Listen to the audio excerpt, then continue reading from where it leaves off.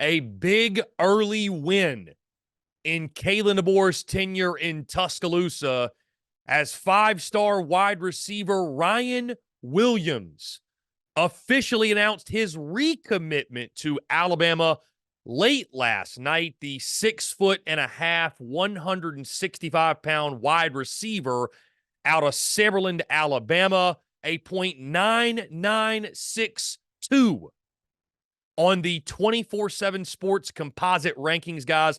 The sixth-ranked player overall in the 2024 class, the third-ranked wide receiver, and the second-ranked player in the state of Alabama. Now, in case you missed it, guys, of course, Ryan Williams was committed to the Alabama Crimson Tide.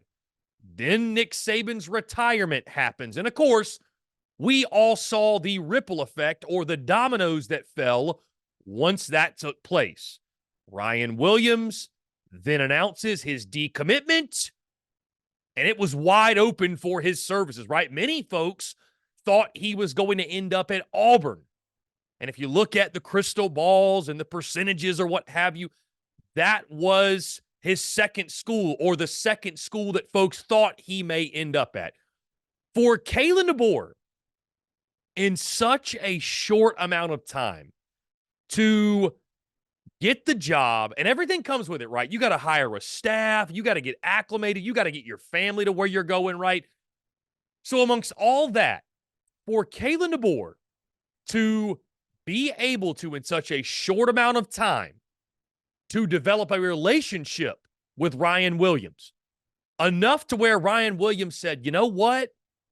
Maybe I've got more of a relationship here or there. But number one, the things that Alabama sold him on, for the most part, they're still there, right? Alabama's still a great program. He's going to be surrounded by talent. The Crimson Tide are going to be competing at the very highest level. But coaching relationships, guys, they still matter, right? They absolutely still matter. And when you've got a brand new head coach and a brand new OC and virtually the entire staff is brand new, a lot of the pieces that recruited you there are no longer there. There's a lot of uncertainty for a young man like Ryan Williams, especially a guy like Ryan Williams who had so many options of where to go. I mean, guys, this guy could have ended up at any big-time program in college football. He was not limited when it came to options or where he could go. I think this is a monumental win for Kalen DeBoer, because what's the question we've had early on? What's the question, right, as Alabama turns the page and begins a new chapter going from Nick Saban to Kalen DeBoer? What has been the number one question, and what still is going to be the number one question?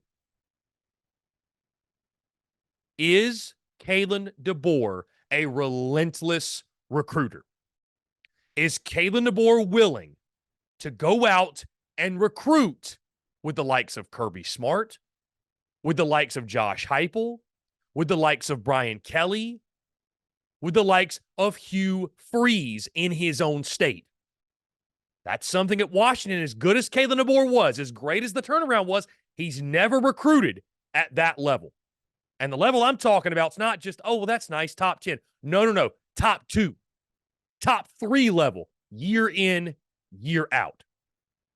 I'm not saying this necessarily guarantees that Kalen DeBoer is going to recruit the way Nick Saban did. That's not what I'm saying. But to get a win of this magnitude so early on in your tenure is a great sign. And I think, too, guys, you got to give credit to Kalen DeBoer, and I think what this screams to as well, I'm sure Ryan Williams looked at the staff they've put together and said, hey, man, those guys had some fun on offense back there in Washington. Brings over his OC and Ryan Grubb, brings his offensive line coach. Hey, Jalen Milroe is back. There's other pieces that are back.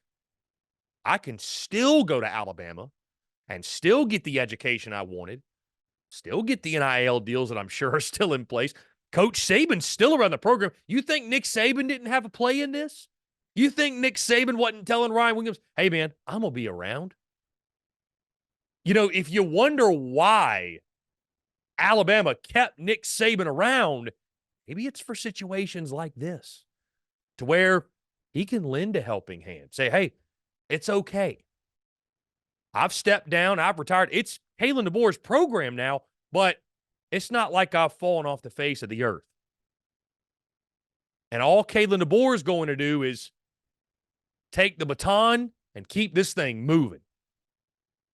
So when you look at so early on in the tenure, right, we've been talking about the downfall, the demise of Alabama, the programs going off the rails, right? Guys are hitting the portal left and right. And I'm not saying that this is it. You know, I've seen some Alabama accounts out there comparing this commitment to the Julio Jones commitment way, way back at the beginning of the Nick Saban era. And that was the one that sort of got the dynasty going. Now, is Ryan Williams going to be that kind of player? I don't know. Only time will tell. But what I will say is this. Recruiting is the lifeblood of any successful program. Certainly, that's the case at Alabama. You look at why they were so successful under Nick Saban. Yes, he's the greatest to ever do it. He surrounded himself with great coaches. He himself is a great coach. But Nick Saban is also the greatest recruiter of all time.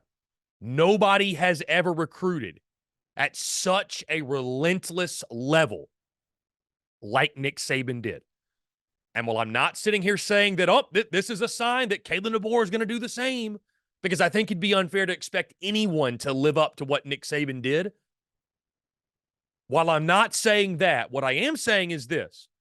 For Kalen DeBoer to build this relationship so quickly, to fend off other suitors, and to convince Ryan Williams, hey, the ship is steady here, and you can still come here, be an All-American, get to the NFL, and win a championship. That is a huge victory early in his tenure, and it could be a sign of bigger things to come.